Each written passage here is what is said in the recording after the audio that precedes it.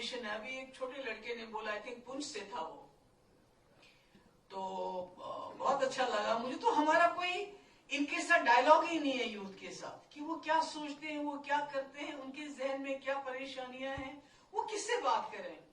مجھے یہ معلوم نہیں ہے کہ جموں میں کتنا آپ بول سکتے ہیں, کشمیر میں آپ بات نہیں کر سکتے.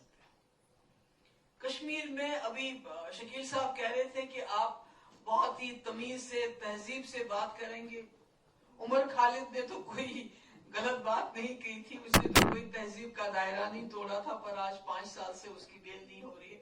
بڑی مشکل سے بہن کی شادی پہ اس کو جانے دیا. تو کہیں نہ کہیں ایک سسٹم بن چکا ہے ہمارے ملک کے اندر کی ایک انٹالرنس ہے, اور یہ انٹالرنس خالی مسلمانوں کی طرف نہیں ہے, جنرل انٹالرنس ہے. اگر میڈیا کو کوئی آدمی سوال پوچھے گا یا کوئی اور پوچھے گا تو کچھ نہ کچھ پرابلم ہوتی ہے.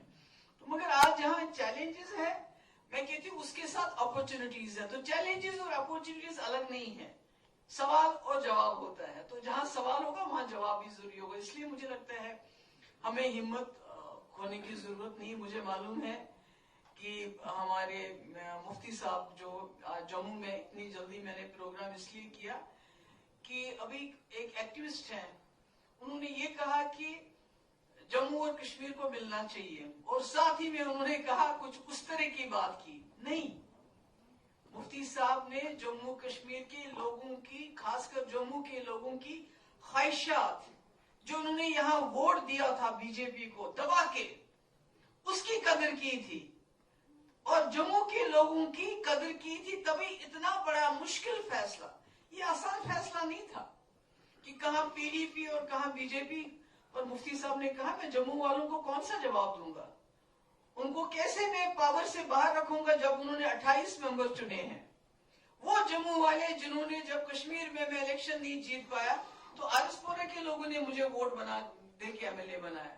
یہ تو قربانی تھی. ہم نے تو کسی کو اس طرح نہیں دیا تھا, بلکہ اس طرح اس سے چھپا کے رکھا تھا کہ تاکہ جموں کشمیر میں سرکار بنا کے ہم باندھ لیں ایک دوسرے کو, شرطوں میں باندھ لیں کہ اگر ہم آپ کے ساتھ سرکار بناتے ہیں تو آپ نے کون کون سے کام کرنے ہیں. اگر موقع ملے تو ایجنڈا آف الائنس پڑھیے گا. میرے خیال میں جو جموں کشمیر کی سمسیا ہے, چاہے وہ جموں ہو یا کشمیر ہو یا لداخ ہو, ان تمام سمسیاؤں کا سمادھان آپ کو اسی ایجنڈا آف الائنس پہ ملے گا.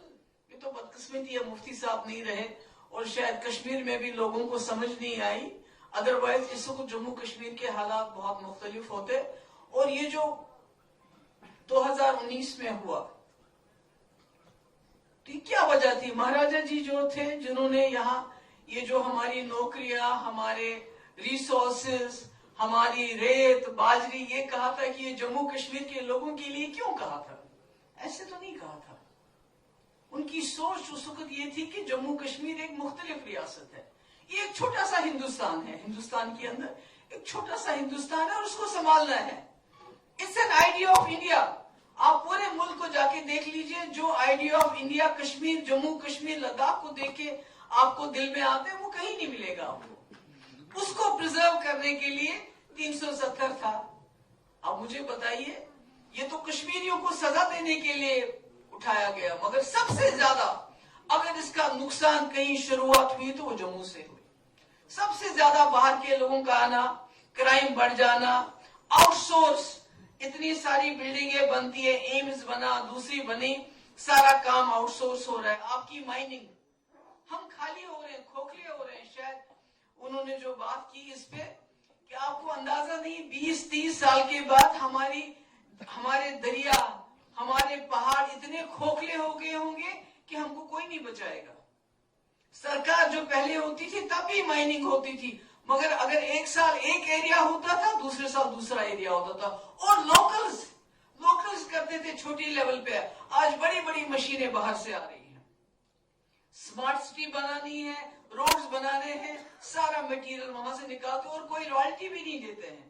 اب یہ سوچا تھا کہ سرکار کے بعد تھوڑا کنٹرول ہوگا, پر مجھے نہیں لگتا ہے کوئی کنٹرول ہوا ہے. مگر میں آپ سب جموں کے لوگوں کو یہ بتانا چاہتی ہوں کہ میرے والد مفتی صاحب نے بہت بڑی قربانی دی آپ لوگوں کے لیے. وہ کرسی تو ان کو کانگریس کے ساتھ الائنس کر کے بھی ملنی تھی, मगर आप समझते नहीं इस बात को, जिस तरह कश्मीरी लोग नहीं समझे कि मुफ्ती साहब ने एक, वो कहते हैं ना, इसार बांध दिया था, हसार बांध दिया था, बीजेपी के साथ हाथ मिला के उनके हाथ बांध दिए थे, जम्मू कश्मीर रहे, सेफ रहे। ये ना कश्मीरियों को समझ आई, ना जम्मू के लोगों को समझ आई।